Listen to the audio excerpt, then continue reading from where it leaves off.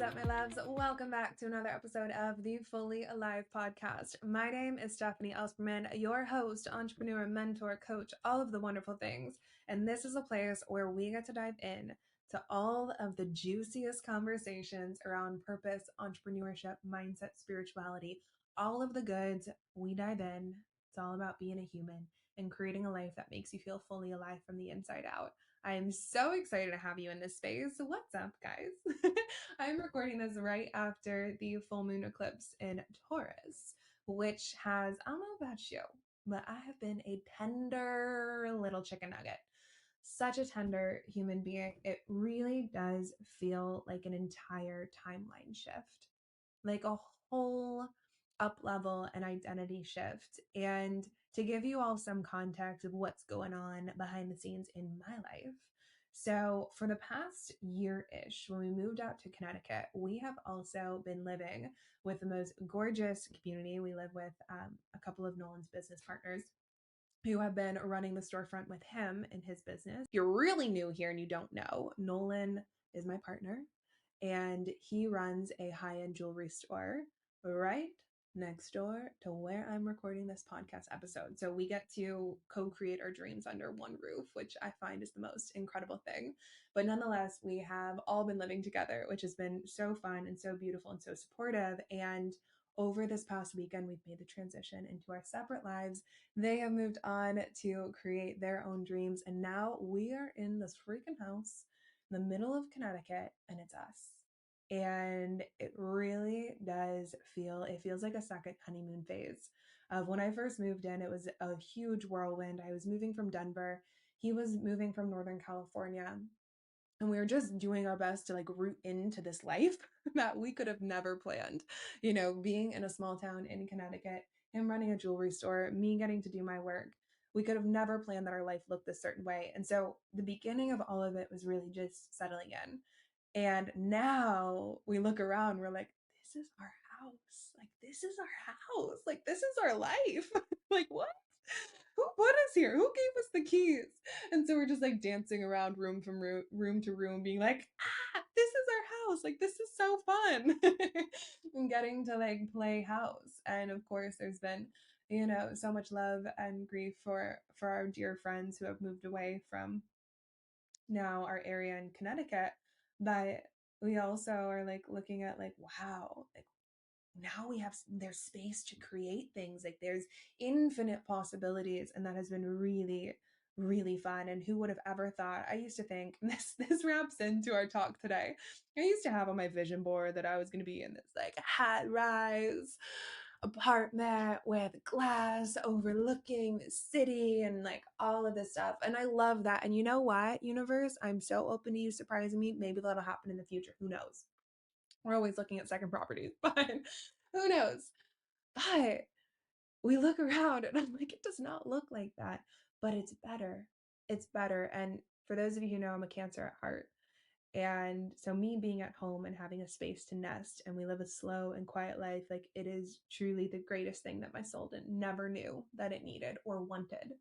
And so we are in this entire timeline shift where Nolan and I have been looking at each other recently and just being like, wow, this feels monumental, monumental for the ownership of our entire paths and for ourselves. And so we'll see what happens next. Who flipping knows? I understand at this point that life is going to surprise and delight me in so many different ways. So this leads into our entire podcast episode of, if you've been feeling that way where you feel like you've had this entire timeline shift in your life recently. And what I mean when I say timeline shift is one of those shifts where you feel like everything changed. Maybe it's an up level in your identity. Maybe you start achieving in a different way. Maybe you just start feeling a momentum in your life where things start to become clear. Or maybe you're in a void where you're like, everything is changing about who I am and what I desire. And I don't really know what's next, but I also know that the old way of doing things no longer resonates. That also means that you're shifting timelines, that you're in this beautiful chrysalis period where you're no longer the fully formed, or where you're not yet the fully formed butterfly, and you're no longer the little caterpillar, and you're in this ooey gooey space. And what if that were the point? What if that were the point, is to be continuously in this path of evolution and to never actually arrive? in this like fully formed butterfly, you know? And so if you're in this period of shifting timelines, typically what can happen, what I see happen in a lot of high achievers, is that you'll create a vision for yourself in your life. And naturally, because we evolve as human beings, your desires might change, your life around you might change, the universe might start to nudge you in new ways that doesn't look like it aligns with your exact vision and how you think you're going to get there. And so you start strangling your vision. You start gripping it with your fists and you start saying, well, it has to happen in this way. Otherwise, like, what does that mean about me? And therefore, you cut yourself off from these creative possibilities of where the universe actually wants to take you, and instead try and manipulate your life to look exactly like your path. And so this might look like forcing. It might look like putting an undue amount of stress and pressure on yourself to achieve your vision perfectly in the way that you think it's supposed to happen. And honestly, just robbing yourself of the joy of life. You know, if you feel like, yeah, I achieve a lot, but I'm never fully like excited about it, or I feel like I'm constantly living in this like low level of disappointment. I'll talk about this in the podcast episode, right? This is for you. Because one of the biggest parts of my mission is to create a world where high achievers actually get to feel fully fucking alive, fully alive. Because the flip side of that high achiever mind is you have the most incredible vision for your life. You know you can achieve it. You're confident. You got that. The flip side is that you probably put a lot of pressure on yourself. You probably judge your reality and say, oh, well, these are the reasons why it's not good enough. Or you look and you have maybe a hypercritical eye where you start picking out all the different ways that it could be better. And you can't really help it because it's just your pattern, like it's who you've been your entire life. But part of my mission is to help you feel liberated because, guys, I get it. I get it. I can only say this because I've been there with myself. And I recognize the flip side of being seen as a high achiever. Likely you're the person where everybody in your life looks at you and they're like, oh, she's got it together. Or they're totally fine. Like they've got this. They always like, they've got their shit on lock. Likely people look at you in that way. Yet the flip side of it is that you're incredibly hard on yourself. And that's not the point of co-creation. Is the point is to feel magnetic in your life where you're actually open and you're like, oh my gosh, I have no idea how the universe is going to bring this to me, but it's going to happen and that's going to be absolutely amazing. And finding this dance between logic and planning and being open and surrendering. That dance is probably going to be one of the greatest expansion points for most of you high achievers. And when you can master it, your achievement becomes liberated and therefore fun. Have you ever dreamt of just having fun, right? It becomes a good time. And B, things start to happen in your life where you're like, I could have never planned this, but this is 10 times bigger and faster than I could have ever imagined. That's the point and the power. And you become like this magnetic light beam that things cannot possibly help but happen to you and you don't have to work as hard for them. That's the biggest thing about us high achievers. We think that you have to work so freaking hard. And yes, there is time. There is totally time to put in the hours. You know, my business is something that it was not built by a 4-hour work week, let me tell you that. Right? But it starts to become where like opportunities happen quicker and faster and in ways that you couldn't have planned. This is the turbocharge effect that I typically talk about with my clients, where when you have a big purpose in this world, and typically it means you're also likely a high achiever, your life is going to feel sped up to a certain degree, where it feels like you live 5 lifetimes in a month. You know, I was talking with one of my friends and I was like, oh yeah, how long had you moved for? Like a year? And she was like, it was 5 months. And I was like, it literally feels like it was 5 years, right? That's what happens when you have a big purpose, is your life will start to feel turbocharged. And the point is to enjoy all of that. The point is to feel liberated, to feel, you know, released, and to have fun, get shit done, still have fun. And so in this podcast episode, we're going to dive in to actually how to navigate having a vision and holding a vision and not strangling it to death.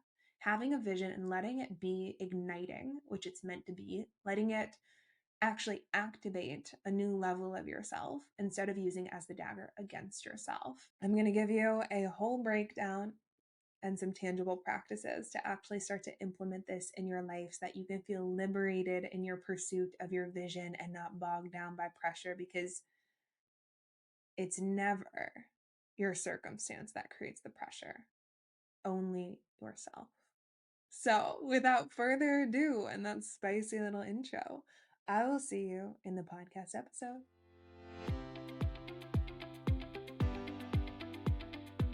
So, the interesting thing about being a high achiever, and I've seen this in countless clients and in myself as well, is that you likely have an immense vision for what it is that you can create in this world.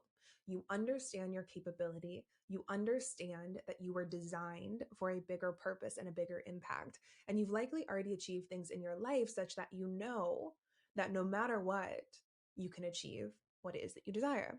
Now, the flip side of having a massive vision like this is there likely comes a tipping point after the excitement of creating this vision for the first time wears off.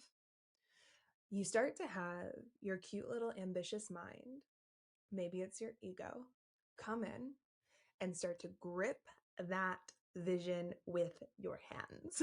And you grip it and you strangle it and you say, my vision has to happen in X, Y, and Z way. Otherwise, I'm nothing. Otherwise, they'll judge me. Otherwise, you might not even know the otherwise. You might just notice that you're gripping control of this entire vision. You know what happens after that? When we start to notice ourselves gripping the vision, two things can happen. A, you wake up. You realize you're gripping the vision. You realize it does not feel good in your body. Your shoulders are tense. Your stomach is tight. You're constantly overthinking. You wake up and you recognize this does not feel good. Therefore, what would happen if I release the grip? What would happen if I just loosened my fists a little bit and released the pressure? And likely then you're met with your own ego and the fears and the doubts and the underlying stuff that you get to walk through in order to have the sensation of releasing the grip. Because the truth is, most people don't give up on their vision because it's the vision's fault. They give up on their vision because of the pressure that they're putting on themselves to have it work in a specific way. And so the flip side of if we don't wake up, then you walk through your life with all this pressure and you continue blaming it on your external circumstance rather than owning that it's been you gripping your vision the entire time. Because the truth is, and if I've learned anything in this path, is that your divine power as a creator does not come when you strangle your vision to death and say it has to happen in X, Y, and Z sort of way so that I feel good in myself. Your greatest power as a creator comes when you actually allow yourself to be met by the universe. You actually allow yourself to be met by something greater. And instead of trying to force it to happen on your own, you loosen the grip and you let something greater come in and create with you. That is your power as the creator. So how the heck do we actually do this? Let's kind of dive into the underworkings, especially because when we talk about vision, some of the biggest questions that I ever get after doing this work for many years is how do I know when to hold the vision and just trust that it will happen versus when to plan? How do I know like the time for logic and the time for intuition? We're going to dive into that to the extent that I can in this podcast episode. So there's so much that goes deep into all of this work, but I'm going to give you my absolute best for this podcast. So the first thing that we want to explore is what is the point of a vision? The point of a vision is not to micromanage your entire life. I see this so freaking often, especially in the realm of the law of attraction and vision boards and all of these wonderful things, is you'll create the vision board and then be like, oh, so now my life needs to look exactly like this. And here's how I'm going to get from point A to point B to point C to point D and make it all happen. Now, I love your ambition in this moment. And also remember that the point of creating a vision is not to know every single step. Otherwise, it wouldn't be as exciting as you think it's going to be. It would be logical.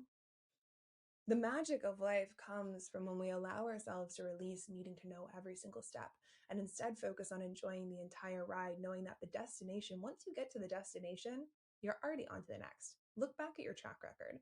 Every single time you achieve something, you probably had a momentary high of like, oh my God, this feels so fucking good. And then what happened? Your brain was already on to the next thing that you wanted to expand into. So if you start to recognize just logically for a second that the destination is never as long lasting as you think it's going to be, it's never smooth sailing. Like every single time I achieve something where I'm like, I thought this was going to be the golden ticket to never question myself again. It's like, here's another thing. Here's all these stuff that your ego gets to walk through around why you can't accept this or why It's not safe to be in this, right? All of our patterns come to the surface once we get to the outcome. And that's a beautiful thing, right? There's the momentary high, and then there's more evolution. That's just the process of life.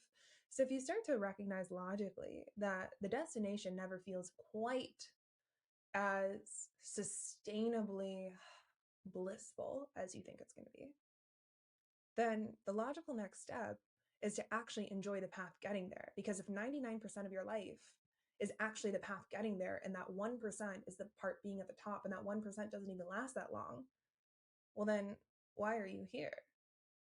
Right? It's to enjoy that 99%. And so, what if on the way there, you actually started to enjoy your life?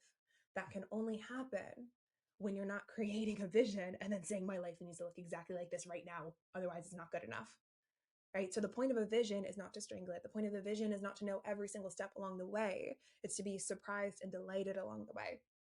The point of the vision is to not have a playground for your own fears and doubts to come in and say, well, this is my vision and I'm right here in my life and therefore I'm not enough.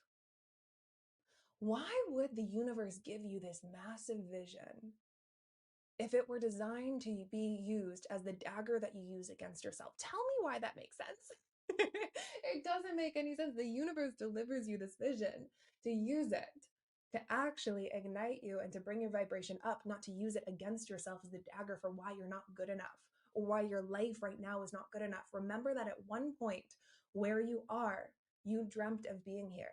This is already the gift right now. Your present moment is already the gift. Don't you dare compare it to your vision of where you want to go. That's, of course, 10 million levels ahead of where you are, because that's the nature of being a high achiever. Don't you dare compare it to there and say, well, this is the reason why I can't accept the beautiful gifts that literally God has given me right now in my life. That's not the point of the vision. The point of the vision is not to be able to plan out every single step. The point of the vision is not to deny yourself the present moment and the beauty and the love and the creation that is right here. I want you to take a second and recognize where you're sitting or where you're standing right now, or wherever you're flying. I don't know where you are. And look around you. Look at your feet and remember that this is the gift. This moment right here is the gift. Between where you've been and where you're going right now is the gift. And you could even look at 5 different elements of your life and just cry in gratitude of like, holy shit, I never thought that these things would be here. And now they are. And it doesn't matter if you're in the most challenging experience of your life, the most liberating, the most incredible. There's some sort of element of your life right now that you dreamt of. And I'm so tired of seeing high achievers constantly deny their own reality and not let themselves enjoy it because you're comparing yourself to this vision that was supposed to be igniting. It was supposed to be igniting. It is supposed to be igniting. And what I start to recognize, and if you're resonating with any of this, I love you. I see you. I've so got you. And I've so been there. What I would invite you to look at is it true that your life maybe, quote unquote, isn't good enough because it's not matching your vision to a T? Or are you just addicted to the feeling of not being good enough? Are you just addicted to your own misery? Now, this is a sneaky little pattern of the ego that I got to get real up close and intimate with in my own path, my own journey, where I started to recognize that every single day I was living with a low level of disappointment within myself. Because even though I had this incredible vision that I was reading to myself every single day, there would still be a part of myself that when I had a shortcoming or when I made a mistake, I'd feel like I fucked everything up. And I started to look at this pattern and I recognized, like, is it actually true that I fucked something up? Is it actually true that I'm not where I'm supposed to be? Or am I just so normalized to living with a low level of disappointment based on my own upbringing and experiences? We can get into all of that, that I'm addicted to that feeling of not being good enough. And so all of these thoughts that I'm feeling about my vision, are they actually true? Or is it just the shell of the addiction to that feeling of not being good enough? Right? So we have truth, and then we have the shell of our patterns around them. And a lot of the time, what we're experiencing is not necessarily truth, because truth is the voice of knowing. It is a much deeper part of ourselves. It's based in love. But then we have the shell of our patterns and our addictions. And those are those thoughts that almost feel like they constantly come back up and up and up and up and up. It's not true. It might just be that your body is addicted to this certain thought because guess what? It keeps you in your comfort zone. So that's my little invitation for you, is to explore, is it actually true, or is it just the shell of your own addiction and a sneaky little way of wanting to be in the comfort zone? Now, on the flip side of what the point of the vision is not, we have what is the actual point of a vision? All right, so the point of the vision, A, is to adjust your vibrational set point. And now I think the word vibration is kind of thrown around there a whole bunch in our new age spiritual personal growth realm. And the truth is, your vision is just supposed to make you feel good. Why I say that is that the point of life, to me, and one of the key purposes of life, is to love and to be in that feeling of love. And that doesn't mean to be without challenge, but it means to actually awaken to the joy and the love that is constantly around you. And if your vision, when you read your vision and you see your vision and it ignites that feeling of passion and love and possibility and like, oh my gosh, look at what I could create in the world, that's the point of it. That is literally a point in and of itself. It's not for the outcome. It's for the feeling that you feel in the process of it. Because guess what? When you start feeling that way, you start thinking differently. When you start thinking differently, you start acting differently. When you start acting differently, you make decisions that are actually in alignment with your truest, highest self, who is the one that acts on the leading edge of their life and co-creates with the universe, and therefore is in this beautiful state of unknown and bliss and soul evolution. That's the point of it, is to feel something, to feel alive, to feel alive. Not to look at your vision and judge yourself, but to look at your vision and ignite. To get ignited, because guess what? When you feel inspired and ignited and alive within your life, your thoughts, they start to be empowering. When your thoughts feel empowering, guess what? You're going to take scary and exciting action steps. When you take those scary and exciting action steps, yes, you're going to achieve more, right? Because the most successful people step outside of their comfort zone. But also, you're going to feel like you're actually evolving in this lifetime. You're going to feel true to yourself, rather than hiding out of your own fear. You're going to feel like you're actually activating your entire potential, and you're going to feel proud of how you live. That's magnetism. That is exactly your magnetic power, is looking back at your life and being like, I'm so fucking proud of how I showed up. And it wasn't perfect. And maybe it achieved the outcome, maybe it didn't, but I'm proud. That's the most important part, not the outcome, is how does it make you feel? Adjusting your vibrational set point and therefore becoming the magnet to what it is that you desire is in how do you let it ignite you and therefore shift how you go into your entire day.